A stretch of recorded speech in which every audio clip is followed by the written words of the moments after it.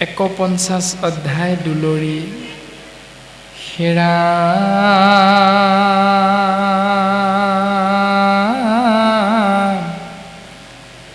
তোমাৰ চৰণ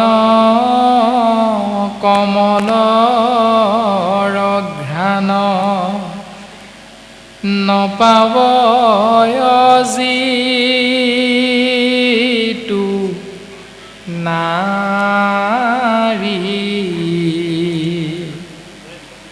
সেই মোৰ সমতি জীৱেন্দ্ৰ সবক ভজে স্বামী বুদ্ধি কৰি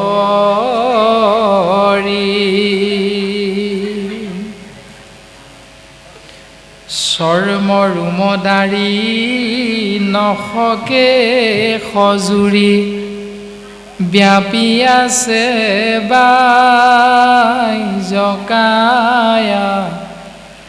অভ্যন্তৰে মাংস অস্থিতে জমল কৃমিয়ে আছে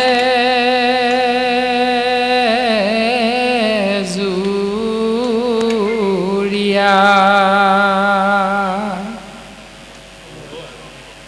ৰাম ৰাম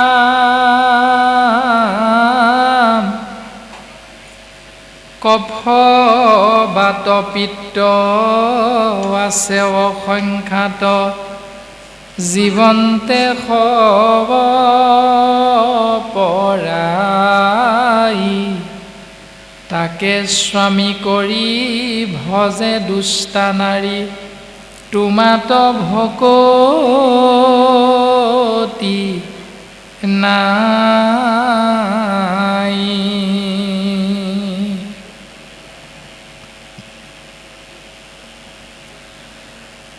হে প্ৰভু পদুম ফুলৰ দৰে তোমাৰ চৰণ যুগলৰ সুবাস যি নাৰীয়ে আশ্ৰয় কৰাৰ পৰা নিজক আঁতৰাই ৰাখে সেই নাৰী মূঢ়মতী মানে মূৰ্খ বুলি কোৱা হৈছে আৰু সেই মূৰ্খ নাৰীয়ে কি কৰে তাৰ বিপৰীতে ঈশ্বৰৰ চৰণ সেৱা কৰাৰ বিপৰীতে কি কৰে জীৱেন্দ্ৰ সবক ভজে স্বামী বুদ্ধি কৰি এই সংসাৰত 24টা তত্ত্বৰে গঠিত একাদশ ইন্দ্ৰিয়যুক্ত শৰীৰধাৰী তথাকথিত এজন ব্যক্তিকে স্বামী বুদ্ধি কৰে সেই শৰীৰ যিটো শৰীৰ চৰ্ম মানে ছাল ৰুম মানে নোমৰ কথা কোৱা হৈছে তাৰপিছত দাঢ়ি তাৰপিছতে নখ কেশ জুৰি ব্যাপ্তমান হৈ থকা বাহ্যিক কাইটোকে স্বামী বুলি ভাবি সেৱা কৰি থাকে অভ্যন্তৰে মাংস অস্থি তেজ মল কৃমিয়ে আছে জুৰিয়া আৰু এই শৰীৰটোৰ ভিতৰৰ ফালে ছালৰ তলত মাংস আছে মাংসৰ ভিতৰত হাড় আছে অস্থি মানে হাড় তাৰপাছতে তেজ আছে তাৰপাছতে মল আছে আৰু কৃমি কৃত সহিতে এই শৰীৰটোৰ সমস্ত বিৰাজমান হৈ আছে আৰু সেই শৰীৰটোতে কফ বাত পিত্ত আছে অসংখ্যাত জীৱন্তে খব পৰাই তাকে স্বামী কৰি ভজে দুষ্টা নাৰী তোমাতো ভকতি নাই হে শ্ৰীকৃষ্ণ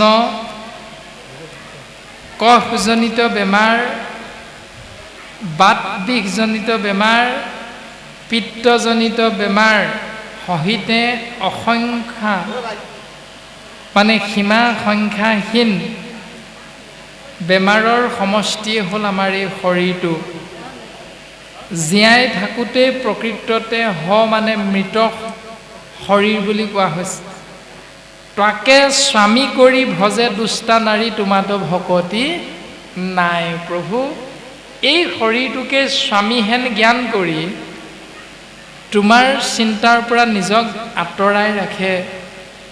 হে প্ৰভু, এনেকৈ এই সংসাৰত বিভিন্ন ধৰণৰ নাৰী প্ৰকাশমান হৈছে। যদি উদাসীন তুমি নাৰায়ণ মুত নাহি তজুমতি, তথাপি তোমাৰ চৰণত মোৰ সদায় থাকোকৰ ৰতি। হে প্ৰভু, যদি উদাসীন বুলি ভাবি তুমি আমাৰ শিৰত এক কণিকা কৃপা কৰাৰ পৰা নিজক আঁতৰাই ৰাখা, প্ৰভু সেইটো কৰিলেও কোনো কথা নাই, মোৰ চিন্তা সদায় তোমাৰ চৰণতেই থাকিব। তুমি এইকণ কৃপা কৰিলে মোৰ বাবে হৈ যাব প্ৰভু। এইবুলি ৰুক্মিণী দেৱীয়ে ঈশ্বৰ শ্ৰীকৃষ্ণদেৱৰ দুখানি অভয় চৰণত জয় জয়তে সেৱাভাগ নিবেদন কৰিছে।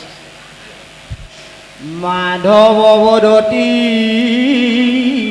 সাধু সাধু মহা সতী, যতে কবুলিলা মানে স্বৰূপ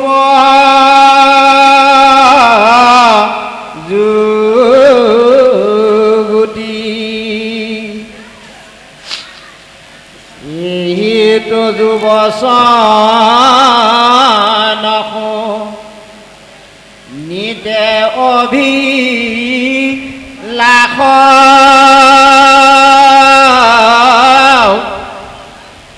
এতেকে তোমাক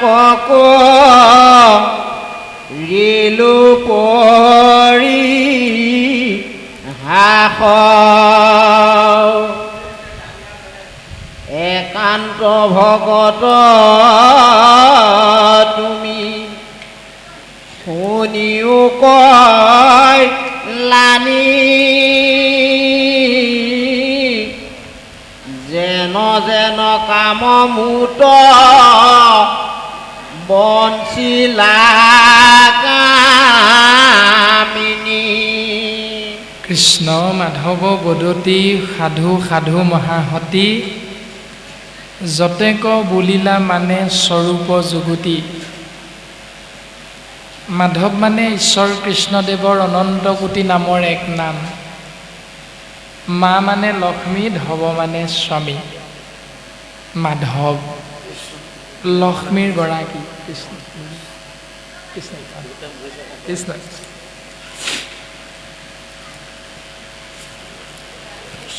ঈশ্বৰ কৃষ্ণদেৱে তেওঁৰ ধৰ্মপত্নী ৰুক্মিণীক কৈছে, সেই ৰুক্মিণী তুমি মহাসতী, তুমি সাধু, তুমি সাধু। তুমি যি অৱগত কৰিলা মনৰ ভাৱনা, এইখিনি প্ৰকৃততে সময় উপযোগী কথা। তুমি খুব সুন্দৰ কথাৰ অৱতাৰণা কৰিছা। এহি তজু বচন শুনিতে অভিলাষ, এতেকেষে তোমাক কৰিলোঁ পৰিহাস। তোমাৰ মুখৰ পৰা এইখিনি কথা শুনিবৰ বাবে আমি তোমাক পৰিহাস কৰা হৈছিল। এতিয়া ৰুক্মিণী দেৱীয়েনো কি কৈছিল? ইতিমধ্যে দুলৰী চন্দ্ৰভাগীত এজোকা ঘোষাত এই কথাটো প্ৰকাশ পাইছে যে ভগৱন্ত ঈশ্বৰ কৃষ্ণদেৱৰ চৰণ কমলৰ সুভাষ, পদুম ফুলৰ দৰে চৰণ যুগলৰ সুভাষ যি নাৰীয়ে আশ্ৰয় কৰিবৰ বাবে ইচ্ছা নকৰে, সেই নাৰীক কোৱা হৈছে মূঢ়মতী। আৰু কৃষ্ণদেৱৰ চৰণ যুগলক চিন্তা নকৰি কাক চিন্তা কৰে? অস্থি মানে হাড়, তেজ, মল, কৃমি, মাংস, ছাল, নোম, দাড়ি, নখ, কেশ মানে চুলি আদিৰে প্ৰকাশমান হৈ থকা এই বাহ্যিক শৰীৰটোকে স্বামী বুলি ভাবি সেৱা কৰি থকা। তেনেকুৱা ভাৱনাযুক্ত এগৰাকী নাৰীক মূৰ্খ বুলি মহাসতী ৰুক্মিণীৰ পদ্মমুখখনতে প্ৰকাশিত হৈছে। জয়খানি জগত স্ৰজীবাক লাগি কটাক্ষে চাইলা আমাক, সেহি মহালাভ কৰিলাহা দায়া এতেকে ভজো তোমাক। হে প্ৰভু, আমি যে তোমাৰ কথা সদায় চিন্তা কৰোঁ, তাৰ মূল কাৰণটো কি জানানে? জয়খানি জগত স্ৰজীবাক লাগি কটাক্ষে চাইলা আমাক। যেতিয়াই তুমি জগত নিৰ্মাণৰ বাবে প্ৰস্তুত হৈছিলা, তেতিয়াই তুমি আমাকো জন্ম দিছিলা। কটাক্ষে চাইলা আমাক।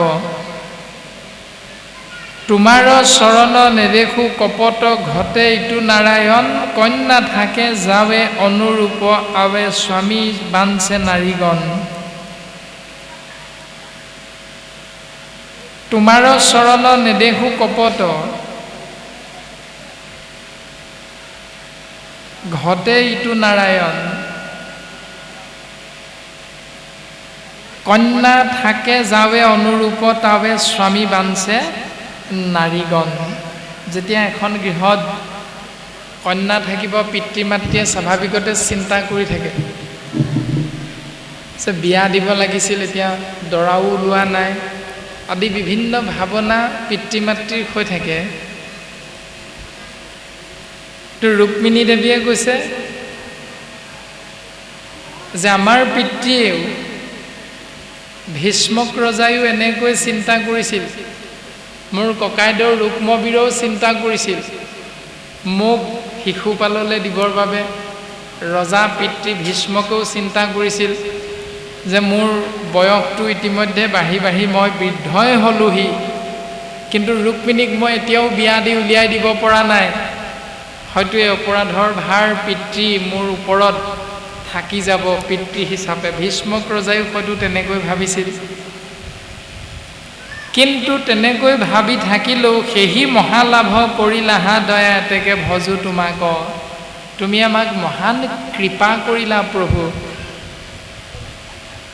যে তুমি আমাক সেই স্বয়ম্বৰৰ পৰা শৰণ কৰি তোমাৰ ধৰ্ম পত্নী হিচাপে আমাক মৰ্যাদা দিলা।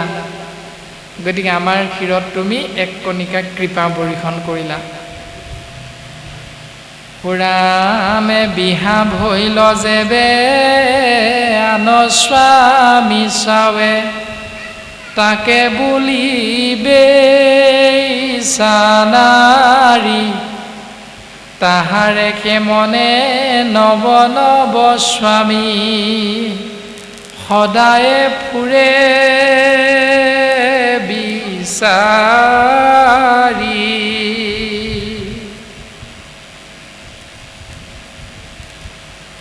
এজন স্বামী থকাৰ পাছত যিধৰণে ধৰ্মপত্নীগৰাকীয়ে পৰপুৰুষক স্বামীহেন দৃষ্টি প্ৰদান কৰিব, তেতিয়াই সেই নাৰীগৰাকীক শাস্ত্ৰই কৈছে বেইছা নাৰী, অসতী নাৰী। তেওঁ এজনৰ নামত শিৰত সেন্দুৰ লৈছে, তেওঁ এজন স্বামী আছে, তো তাৰ পাছতো পৰপুৰুষৰ প্ৰতি তেওঁ যদি স্বামীহেন দৃষ্টিটো ৰাখি দিয়ে, তেতিয়াহ'লে তেওঁ কোন সমাজৰ, শিক্ষাগত অৰ্হতা কিমান, তেওঁৰ বেংক বেলেঞ্চ কিমান আছে, এইবিলাক চাবলৈ সময় নাই। তেওঁৱেই হ'ল শাস্ত্ৰই কৈছে বেইছা নাৰী। ঠিক তেনেকৈ আমিও চিন্তা কৰিব লাগে, আমি শৰণ ল'লোঁ এজনৰ ওচৰত, বোলে স্বামী ৰাম নেৰু আৰু চৰণ তোমাৰ, সেই স্বামী ৰাম তোমাৰ চৰণত আমি শৰণ গ্ৰহণ কৰিছোঁ, গতিকে তোমাৰ চৰণ আৰু আমি এৰিবলৈ নাই। এইবুলি ঘোষা জোকাও গাইছোঁ, অথচ বিপৰীত চিন্তাটোৰ পৰাও নিজকে আঁতৰাই অনা নাই। এনেকুৱা দুদুল্যমান অৱস্থাত কেতিয়াও জীৱৰ পৰম মংগল সাধন নহয়। আৰু তাহাৰেহে মনে নৱ নৱ স্বামী সদায় ফুৰে বিচাৰি, তেওঁলোকৰ মনেহে সদায় নতুন নতুন স্বামী লাভ কৰাটো বিচাৰি ফুৰে, মনে মনে ভাবি থাকে। একেজন স্বামী তেওঁলোক কেতিয়াও সন্তুষ্ট নহয়। তদনুৰূপ আমাৰ বুবুল বাপজনায়ো বা তেনেধৰণে আমি সমস্ত জনায়ো যদি বাংময় মূৰ্তি গুণমালা আসনত প্ৰতিষ্ঠা কৰি থোৱাৰ পাছত বাংময় মূৰ্তি ভাগৱত 3 বাৰ পৰ্যন্ত আয়োজন কৰাৰ পাছত এনেকুৱা ভাগ উত্তম অনুষ্ঠান যদি আমি 33 কোটি দেৱ দেৱতাৰ চৰণেই সেৱা কৰি আছোঁ আজি পৰ্যন্ত, তেতিয়াহ'লে আপুনি আমি ভাগৱত অনুষ্ঠান কৰা, ভকতৰ সংগত গৈ কৃষ্ণ নাম শ্ৰৱণ আৰু কীৰ্তন কৰা, এইবিলাকৰ পৰা বিশেষ লাভ নহ'ব। কোনটো কৰিম আপুনি আমি নিজে নিজে চিন্তা কৰিব লাগিব। শুয়া এক শৰণ যিজনে শুনৈ আক, পাৱৈ পৰম পদ সুখে নিস্তৰৈ মায়াক। যিজনে এশৰণীয়া হৈ কৃষ্ণস্তু ভগৱন্তৰ নাম আশ্ৰয় কৰিব, তেতিয়াহ'লে তেওঁ এই সংসাৰৰ পৰা পৰম গতি সাধন কৰিব পাৰিব। বাকী কিন্তু অকণমান সন্দেহ আছে, কিন্তু এইটো শাস্ত্ৰসন্মত। গতিকে সন্দেহত থকাত গৈ আমি শুদ্ধভাৱে বিষয়টো বুজি লৈ সেইমতেৰে জীৱনটো আগবঢ়াই নিবলৈ চেষ্টা কৰিব লাগে। আৰু এয়াই হ'ল ভাগৱতৰ মূল বিষয়বস্তু। ৰাম তাই সেও সতী দুখ পাৱে আতি, ঐ জন্মত স্বস্থ নাই, মৰিলেও ঘূৰ নৰকত পৰি, থাকে বিষ্ঠামূত্ৰ খাই। তাইহে অসতি দুখ পাৱে আতি, জন্মত স্বস্থ নাই। সেইজনে বা সেইগৰাকীয়ে হ'ল অসতি, যিজনে দুখ পায়ো এই জন্মত সুখ পোৱাৰ পাছতো বা সুখ দুখৰ সমভাগী হোৱাৰ পাছতো তেওঁ কি কৰে, বেলেগৰ বুকুচাত উঠি বৈকুণ্ঠ প্ৰাপ্তিৰ কথাটো চিন্তা কৰি থাকে। এতিয়া আমি কি কৰিব লাগিব? তাৰ দ্বাৰাই গুৰুজনাই খুব সুন্দৰভাৱে উত্তৰ প্ৰদান কৰিছে। হেন অসতিক দুৰ্জন নাৰীক, তেজুক মহন্ত গণে, তাইৰ সংগ লৈলে ইহ পৰ লোক, ভ্ৰষ্ট হুৱে তেতিক্ষণে। তেনেকুৱা অসতি বা বেইছা নাৰী যদি সংগ আমি লওঁ, আশ্ৰয় কৰোঁ, তেতিয়াহ'লে সেইজনে শৰণ ভজন ল'লেও তেওঁ সেই শৰণ ভজন ভক্তি সদাচাৰ এই 4 বস্তু সেই আইগৰাকীৰ পৰা বিনাশ হৈ যায়, সেই ব্যক্তিজনৰ পৰা ভ্ৰষ্ট হৈ যায়। তাইহে অসতি দুখ পাৱে আতি, জন্মত স্বস্থ নাই, মৰিলেও ঘূৰ নৰকত পৰি, থাকে বিষ্ঠামূত্ৰ খাই। এইখন সংসাৰৰ পৰা যদি তেওঁ ওলাই যাব লগা হয়, শৰীৰ এৰি যাব লগা হয়, তেতিয়াহ'লে পাছৰ জন্মত বিষ্ঠামূত্ৰ গ্ৰহণ কৰি তেওঁ ঘোৰ নৰকত অৱগাহন কৰিব লগা হয়। গতিকে হেন অসতিক দুৰ্জন নাৰীক, তেজুক মহন্ত গণে, তাইৰ সংগ লৈলে ইহ পৰলোক, ভ্ৰষ্ট হুৱে তেতিক্ষণে। তেনেকুৱা এগৰাকী বেইছাৰ সংগ ত্যাগ কৰিবৰ বাবে গুৰুজনে আমি ভকত সাধু সন্ত মহন্তৰ প্ৰতি উপদেশ প্ৰদান কৰিছে। আৰু যদি তাকে নকৰা, তেতিয়াহ'লে তাইৰ সংগ লৈলে ইহ পৰ লোক, ভ্ৰষ্ট হুৱে তেতিক্ষণে। তেনেকুৱা নাৰী যদি সংগ লোৱা, তেতিয়াহ'লে সেই কলিৰ মলমতি মনুষ্য তোমালোকৰ শৰণ ভজন ভক্তি সদাচাৰ সমস্তখিনি ভ্ৰষ্ট হৈ যাব। গতিকে এইখিনি সুন্দৰভাৱে জীয়াই ৰাখিব বিচাৰোঁ নে ভ্ৰষ্ট কৰিব বিচাৰোঁ, সেইটো আপোনাৰ মোৰ প্ৰত্যেকৰে নিজৰ নিজৰ চিন্তা। গতিকে কোনটো চিন্তাক অগ্ৰাধিকাৰ দি ভাগৱত কথা আশ্ৰয় কৰিম, সেইটো আমি প্ৰত্যেকেই পুনৰ এক মুহূৰ্তৰ বাবে ভাবিব লাগিব। হে ৰাম ৰাম এতক বচনত যুঁজিলো মনক, প্ৰভু মুখতে যি মন নগৈলা নক ধন্য ধন্য ধন্য ঘন্য ৰুক্মিণীটো মিশে পুতি বতা পৰম সুন্দৰী সৰ্বগুণে নন্দিতা সৰ্বখনে কৰা মুত একান্ত বকতি তোমাৰ সমান কোন আছে ভাগ্যৱতী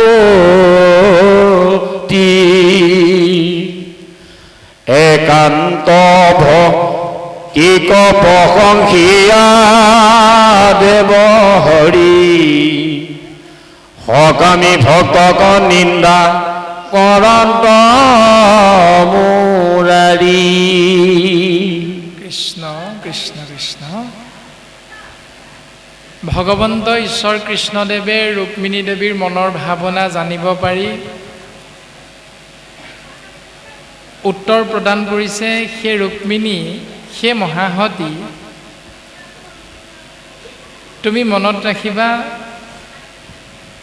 যে এতেকে বচন তজু চাহিলো মনক তভু মুক তেজি মন নগৈলো আনক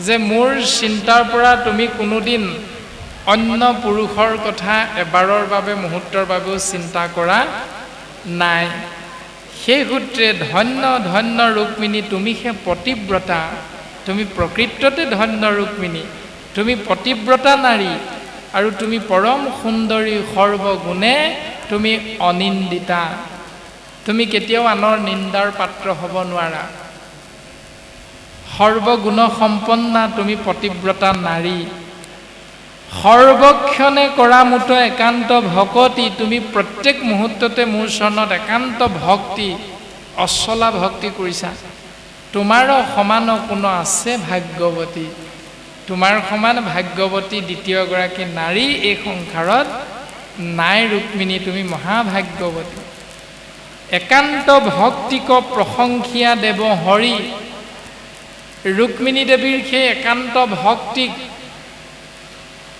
আৰু সমস্ত জগতৰ মংগলৰ অৰ্থে আশ্ৰয় কৰিব বিচৰা জীৱতত্বৰ যি একান্ত ভাৱ সেই সমস্ত ভাৱকে ভগৱন্ত ঈশ্বৰ কৃষ্ণদেৱে সন্মান প্ৰদৰ্শন কৰিছে প্ৰশংসা কৰিছে কিন্তু বিপৰীতে নিন্দা কৰিছে কি সকামী ভক্তক নিন্দা কৰন্ত মুৰাৰী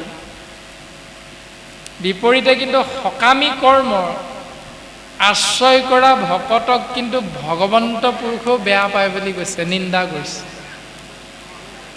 এতিয়া আপুনি আমি সকামী যদি ভকত বা কৰ্ম কৰোঁ তেতিয়াহ'লে আমি ভগৱন্তৰ কৃপাৰ পৰা বঞ্চিত হ'ব লগা হয় যদি নিষ্কাম ভক্তি কৰোঁ তেতিয়াহ'লে ঈশ্বৰ পুৰুষৰ পূৰ্ণ কৃপা লাভ হয় এতিয়া আমি কোনটো কৰিম সকাম ভক্তি নে নিষ্কাম ভক্তি সেইটো আপোনাৰ আমাৰ চিন্তাৰ ওপৰত ভাৱনাৰ ওপৰত নিৰ্ভৰ কৰিব আমি কি ভাবিম এতিয়া ৰাম শুনা নৰ নাৰী একচিত কৰি পদমহাভাগৱত আন ভাৱতে যা মাধৱ ক ভজা এহিহে শাস্ত্ৰ তত্ত্ব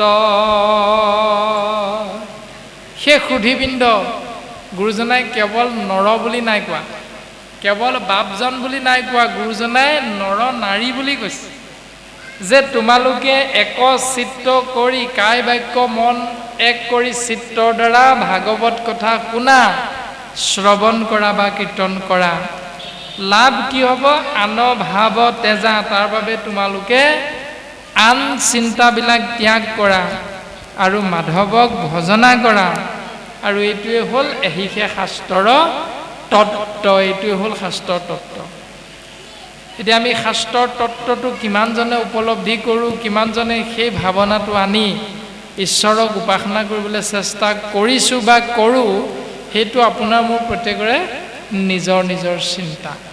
সেই ৰুক্মিণী তুমি মনত ৰাখিবা, পুত্ৰ পত্নী কাম ভাৱনা সহিতে যিজনে আমাক ভজনা কৰে, মোহোৰ মায়ায়ে জানা মোহি আছে তাক, তেওঁক মোৰ মায়াৰ দ্বাৰা আবৃত হৈ আছে, বন্ধনত পৰি আছে। তপ ব্ৰত কৰি দুখ পাৱে বৃথা শ্ৰমে, মহামুখ্য দাতা মোক ভজে আন কামে। তপ জপ তীৰ্থ ব্ৰত আদি যিমানবিলাক কৰ্ম কৰা যায়, এই সকলোবিলাক কৰ্ম বৃথা শ্ৰম বুলি কোৱা হৈছে। ইয়াৰ দ্বাৰা জীৱৰ মংগল সাধন নহয়।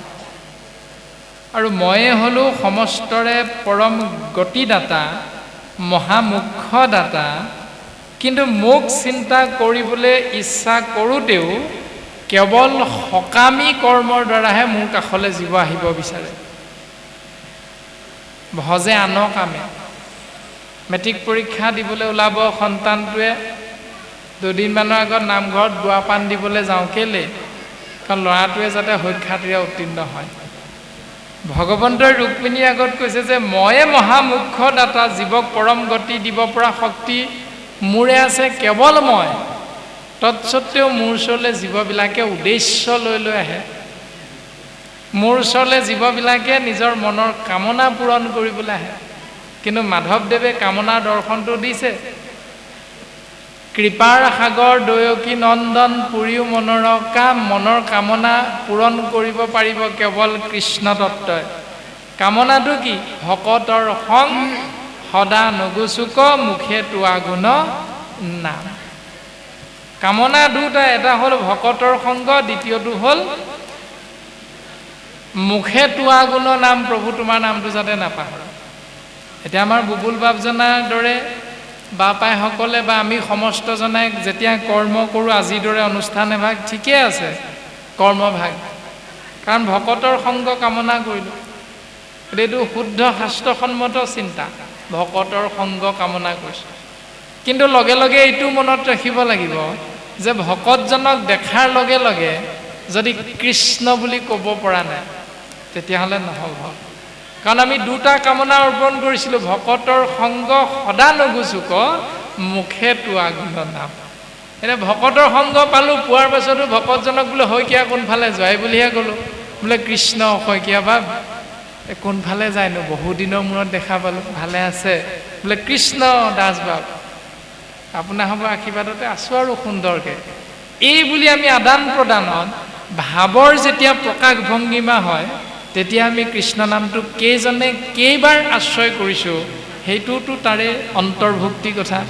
যে কৃপাৰ সাগৰ দয়কী নন্দন পুৰিও মনৰ কাম, ভকতৰ সংগ সদা নগুচুক, মুখে তোৱা গুণ নাম। এতিয়া বাপজনাই 3 বাৰ অনুষ্ঠান কৰিলে, কৰাৰ পাছতো যদি মুখত কৃষ্ণ নামটো ওলোৱাই নাই, তেতিয়াহ'লে জানিব লাগিব যে আমি ভক্তিৰ ৰসত ডুব যাব পৰা নাই। তেনেধৰণে আমাৰো যদি কৃষ্ণ নামটো অহাগৈ নাই, খাওঁতে শুওঁতে বওঁতে উঠোঁতে পিন্ধোঁতে বাক্যে বচনে খোজে কাটলে সকলো সময়তে কৃষ্ণ নামটো আহিব লাগে, শাস্ত্ৰই কৈছে, কিন্তু আমাৰো নাহে। তাৰমানে আমিও ভাগৱত পঢ়িছোঁ যদিও ভকতৰ সংগ পাইছোঁ, তথাপিতো আমিও ভক্তিৰ ৰসত শাস্ত্ৰসন্মতে হয়তো ডুব যাব পৰা নাই, স্নান কৰিব পৰা নাই, যাৰ বাবে আমাৰ পদ্ম মুখখনতে কৃষ্ণ নাম আহিব লাগে, কিন্তু অহা নাই। এনেধৰণে ভগৱন্ত পুৰুষে তেওঁৰ ধৰ্মপত্নী ৰুক্মিণী দেৱীক যি চল চাতুৰিৰে কথাটি অৱগত কৰিছে, কৃপালু গুৰুজন বস্তুৱেও সেই কথাখিনি আমি কলিযুগৰ মলমতী মনুষ্যৰ বাবেহে উদ্দেশ্য আগত ৰাখি প্ৰকাশ কৰিছে। নৰকত মিলে বিষয় অৰ যত দুখ, তাকে লাগি হুৱে লোক মুহূৰ্ত বিমুখ। বিষয় সুখ ভোগ কৰিবৰ কাৰণে আমি যিমানবিলাক কৰ্ম কৰোঁ, সেই কৰ্মবিলাকৰ দ্বাৰা জীৱ স্বাভাৱিকতে নৰকলৈহে যাব লগা হয় আৰু নৰকলৈ যাব লগা হোৱাৰ মূল কাৰণটোৱে হ'ল ঈশ্বৰ বিমুখ হোৱাৰ বাবে আৰু ঈশ্বৰ বিমুখ মানে বিষয় সুখ ভোগটো আশ্ৰয় কৰা কিনো মহাৰংগ মূৰ শুনা গৃহেশ্বৰী সদায় মুহুৰ সেৱা কৰা ৰংগ কৰি হে মোৰ প্ৰিয়তমা ৰুক্মিণী তুমি পৰম ধন্য তুমি মহাসতী তুমি পতিব্ৰতা কিয়নো তুমি সমস্তখিনি চিন্তা এৰি তুমি সদায় মোৰ চৰণ যুগল সেৱা কৰি থাকা ৰুক্মিণীয়ে ভগৱন্তৰ চৰণ যুগল মালিচ কৰি থাকে মানে পিটিকি থাকে এই দৰ্শনটো ভগৱন্ত পুৰুষে ৰুক্মিণীক কৈছে তুমি মহান ভাগ্যৱতী যে তুমি গৃহ ধৰ্মৰ মাজতো সদায় আনন্দ মনেৰে মোৰ সেৱাতেই তুমি ব্যস্ত হৈ থাকা সংসাৰ মোচনীয়াকে বুলিও ভকতি অভকত জনে আৰ নুবুজয় গতি এইটোৰ নামেই হ'ল ভকতি এইটোৰ নামেই হ'ল ভকতি অৰ্থাৎ কৃষ্ণকেন্দ্ৰিক ভাৱনা কাণ দুখন ব্যৱহাৰ কৰা কৃষ্ণ নাম শ্ৰৱণ কৰিবলৈ সেইটো ভকতি মুখখন ব্যৱহাৰ কৰা কৃষ্ণ নাম কীৰ্তন কৰিবলৈ সেইটো ভকতি এক কৃষ্ণদেৱ কৰিউক সেৱ ধৰিও তাহান নাম কৃষ্ণ দাস হুয়া প্ৰসাদ ভঞ্জিয়া হস্তে কৰা টান কাম ৰুক্মিণী দেৱীয়ে হাত দুখন ব্যৱহাৰ কৰিছিল কেৱল কৃষ্ণস্তু ভগৱন্তৰ সেৱাৰ বাবে সেইকাৰণে হাতৰ ভকতি হ'ল সেইটো ৰুক্মিণী দেৱীয়ে ভক্তি কৰিছে তেওঁৰ স্বামী জগতৰ ঈশ্বৰ সৃষ্টি স্থিতি প্ৰলয়ৰ গৰাকী তেওঁৰ চৰণ সেৱা কৰা এতিয়া আমিও আইসকলে ৰাতিপুৱা শুই উঠাৰ লগে লগে ভাগৱতৰ প্ৰথম স্কন্ধত উল্লেখ আছে যে এখন গৃহস্থিত আইসকলৰ দ্বাৰা পঞ্চশুনা পাপ হয় নহয়নে বাৰু বহুজন এতিয়া সেই পঞ্চশুনা পাপত যিখন ঘৰ ডুবি থাকে ৰজা পৰীক্ষিতে কলিক দায়িত্ব অৰ্পণ কৰিছে তই তাত অবাধ বিচৰণ কৰিব পাৰিবি যা তোক বাধা কোনেও দিব নোৱাৰে তই তাতেই থাকিব পাৰিবি স্ত্ৰী মানে বেইচালয়ত তই থাকিবি নৃপতি বুলন্ত কলি দিলো তোক স্থান জৈত খেলে জুৱা পাশা কৰে মদ্যপান যি স্থানত জুৱা পাশা মদ্যপান কৰা হয় সেই স্থানত কলিৰ অবাধ গতি এতিয়া আমি ভাগৱত শুনিলোঁ ভাগৱত পঢ়িলোঁ তাৰ পাছতো যদি জুৱা খেল ভাং কানি বেইচালয় সুবৰ্ণ আদি আদি পঞ্চশুনা পাপৰ প্ৰতিহে আকৃষ্ট হৈ আছোঁ তেতিয়াহ'লে ভাগৱত শুনাৰ পৰা আপোনাৰ মোৰ লাভ একো নহয় একো লাভ নহয় পৰিৱৰ্তন কৰিবলৈ আমি প্ৰত্যেকে নিজকে শিকিব লাগিব ভাগৱতে কৈছে কি আমি কাণেৰে শুনিলোঁ কি আৰু কাৰ্যক্ষেত্ৰত আমি সেই নিয়মটো পালন কৰিলোঁ কেনেকৈ সেইটোৰ ওপৰতে নিৰ্ভৰ কৰিব আপোনাৰ মোৰ পৰম গতি হ'ব নে প্ৰকৃততে আমাৰ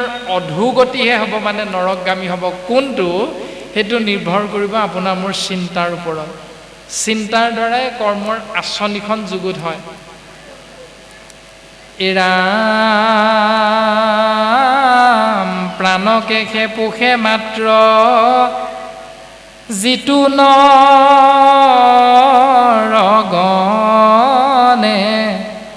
মুহুৰ চৰিত্ৰ নাম গুণ কোনো শুনে এটা দুটা বাক্য আছে আমি জীয়াই থাকিবলৈ খাওঁ নে খাবলৈ জীয়াই থাকোঁ মানে খাই জীয়াই থাকোঁ নে জীয়াই থাকিবলৈ খাওঁ কোনটো কৰোঁ এতিয়া সেইটোৰ ওপৰতে নিৰ্ভৰ কৰিব আমাৰ কৰ্ম আঁচনিখন ইয়াত সেই কথাটোকে প্ৰকাশ কৰিছে যে প্ৰাণকেশে পোষে মাত্ৰ যিটো নৰগণে যিজনে খাই জীয়াই আছোঁ ভৱিষ্যতেও জীয়াই থাকিবলৈকে খাম মানে খাই জীয়াই থাকিম বুলি যিজনে আমি ধন সম্পত্তি বেংক বেলেঞ্চ বঢ়াই বঢ়াই গৈ থাকিম এতিয়া যিমান খাইছোঁ আকৌ ভৱিষ্যতে খাবলৈ লাগিব ল'ৰা এটা আছে সিও খাব লাগিব আকৌ সি বোৱাৰী এজনী আনিলে তেওঁ খাব লাগিব এই বুলি কিমান চিন্তা কৰি বিষয় সুখ ভোগৰ মাজত আমি অৱগাহন কৰোঁ, মুহুৰৰ চৰিত্ৰ নাম গুণগুণ নুশুনে, ভকতৰ সংগ ঈশ্বৰৰ নামটো বেয়া পাওঁ, কেৱল নিজে খাব লাগে আৰু ভৱিষ্যতে খাই জীয়াই থাকিবৰ বাবে সাঁচি ৰাখিব লাগিব, এই দুটাই চিন্তা মাত্ৰ। ধন জন পুত্ৰ বুলি সদায় মৰয়, মুহুৰ ভকতি কৰি বাক নপাৰয়। সেইজনে যিজনে মোৰ ধন মোৰ জন, মই হ'লো মহাজন, ঐশ্বৰ্য বিভূতি মোৰ আছে, ঐশ্বৰ্য বিভূতি হ'লে পৃথিৱীখনো কিনিব পাৰি, ধৰ্ম কৰ্ম কেলৈনো লাগিছে। কি দৰকাৰ ধৰ্ম কৰ্ম? মোৰ আছে মই খাম, তোক কিয় দিম, মই কষ্ট কৰি খাইছোঁ। আজি যিমানবিলাক চিন্তা, মোৰ ল'ৰা মোৰ ছোৱালী, মোৰ মাটি মোৰ বাৰী মোৰ গাড়ী মোৰ ধন মোৰ সম্পত্তি, যিমান কেৱল মোৰ, মই খুৱাইছোঁ মই পিন্ধাইছোঁ, এই দুটাই শব্দ, এই দুটাই হ'ল ভগৱন্তৰ মায়া। আৰু যশোদাই কৃষ্ণক বান্ধিবলৈ যাওঁতে যে 2 আঙুলে যোৰা নমৰিছিল ৰছী, সেই 2 আঙুল ৰছী যোৰা নমৰাৰ মূল কাৰণটোৱে হ'ল সেই দুটা মায়া।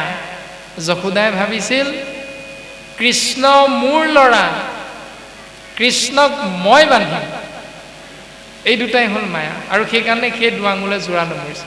আৰু সেই 2 আঙুলকে আমাকো দেখুৱাইছে যে যিমানে মোৰ ল'ৰা বুলি ভাবিম, সিমানে বিষৰ মাজত আবদ্ধ। যিমানে ভাবিম প্ৰভুৰ কৃপা, তোমাৰ এখে দ্ৰব্য তোমাতে অৰ্পণ, নিষিদ্ধ স্বৰূপে কৰিও গ্ৰহণ, হবে নাৰায়ণ পৰ জানিবা নিশ্চয়, অৰ্পণা নভৈলে কিছু ফল নধৰে। সকলো ঈশ্বৰৰ ইচ্ছাত হৈছে। যদি যোগ হৈছে ঈশ্বৰৰ ইচ্ছা, যদি বিয়োগ হৈছে ঈশ্বৰৰ ইচ্ছা। যেহি কৰে ঈশ্বৰে সেহিহে সত্য হৈ, ঈশ্বৰে যি কৰিব সেইটোৱে সত্য। যিটোৱে হৈছে আপোনাৰ মোৰ ঘৰখনত যোগ হৈছে, এটি সন্তান জন্ম হৈছে। 4টি প্ৰাণী আছিলোঁ ঘৰখনত, এটি সন্তান জন্ম হ'ল, সংখ্যা 5টা হ'ল, গতিকে আনন্দ আহিল, যোগ হ'ল সংসাৰখনত। এদিন মাতৃৰ বিয়োগ হ'ল, বিয়োগত আপোনাৰ মোৰ দুখ আহিল, শোক আহিল। কিন্তু বিয়োগ হওঁতেও, অৰ্থাৎ জন্মিলে নকৰে আনন্দ, মৰিলে নকৰে শোক, জানিবা সহি সেহিহে উত্তম লোক। জন্ম হ'লেও যিজনে আনন্দত ঈশ্বৰলৈ পাহৰি নাযায়, মৃত্যু হ'লেও যিজনে শোকত ঈশ্বৰক দোষী সাব্যস্ত নকৰে। প্ৰভুৱে বেছি দেখিলে, আমিতো প্ৰায়ে কওঁ নহয়, একমাত্ৰ সন্তানটি যেতিয়া বাইক এক্সিডেণ্টত মৃত্যু হয়, তেতিয়া কি বুলি কওঁ যে ল'ৰায়ে দিয়ে, ঈশ্বৰে বেছি দেখিলে লৈ গ'ল ঈশ্বৰে, এইবুলি আমি নকওঁনে বাৰু? প্ৰায় পিতৃ মাতৃয়ে তেনেকৈ ভাবোঁ। সেইটো নহয়। যি কৰে ঈশ্বৰে ভালেই কৰে। আপোনাৰ মোৰ কিবা এটা ভালৰ বাবে ঈশ্বৰে সেই কামটো কৰিছে। কাৰণ আমি যে ঈশ্বৰক শৰণ লৈছোঁ, আমি যে ঈশ্বৰক ভাবিছোঁ দিনে নিশাই, সেইকাৰণে ঈশ্বৰে জানে ইয়াক কোন মুহূৰ্তৰ পৰা মই কি কৰিব লাগিব, কেনেকৈ ইয়াৰ জীৱনটো আগবঢ়াই নিব লাগিব। মাত্ৰ মায়াত আবদ্ধ হৈ থাকি আপুনি আমি ঈশ্বৰৰ সেই লীলাটো, কৰ্মটোক বুজি নোপোৱাৰ বাবে সমস্ত দুখ আমি ঈশ্বৰত অৰ্পণ কৰি দিওঁ। যে প্ৰভু তোমাৰ দুখ এইটো, মোক দুখীয়া কৰি দিলা, আমুকক ধনী কৰি দিলা, প্ৰভু এইবোৰ চব তোমাৰ খেলা, তোমাৰ দুখ। গতিকে শাস্ত্ৰত ৰুক্মিণী দেৱীৰ প্ৰতি ভগৱন্ত পুৰুষে বাক্য প্ৰক্ষেপ কৰিছে যে হে ধৰ্মপত্নী ৰুক্মিণী, তুমি শুনা, তোমাৰ সদৃশ মূৰ নেদেখো ঘৰিণী, স্বামীত ভকত সৰ্বগুণে সুলক্ষণী। তোমাৰ দৰে দ্বিতীয় এগৰাকী সুলক্ষিনী, স্বামী ভক্তিপৰায়ণ পতিব্ৰতা নাৰী মই দ্বিতীয় এগৰাকী বিচাৰিয়ে পোৱা নাই। এতিয়া আমি তেতিয়াহ'লে কাৰ নিচিনা হ'ব লাগিব আইসকল? ৰুক্মিণী দেৱীৰ নিচিনা। স্বামী ভক্তিপৰায়ণ, সেইজন স্বামী যিজন স্বামী সৃষ্টি স্থিতি প্ৰলয়ৰ গৰাকী। এই শৰীৰটোৰ কথা নাই কোৱা, শৰীৰটোক বস্তুৰ ৰূপটো প্ৰদান কৰা আত্মাৰূপী ভগৱন্তৰ কথা কোৱা হৈছে। একাদশ স্কন্ধত উদ্ধৱক ভগৱন্ত পুৰুষে কৈছে যে উদ্ধৱ, তুমি মনত ৰাখিবা, সমস্ত ভূততে ব্যাপী আছো মই হৰি, সভাকো মানিবা বিষ্ণু বুদ্ধি কৰি। সমস্ত ভূততে মই ব্যাপ্তমান হৈ আছোঁ, সেইকাৰণে তুমি সকলোকে বিষ্ণুখেন জ্ঞান কৰিবা, ঈশ্বৰ জ্ঞান কৰিবা। উদ্ধৱ, যত দেখা শুনা সবে মায়াময় স্বপ্ন হম, হৰি মই দেখি দূৰ কৰা মতি ভ্ৰম।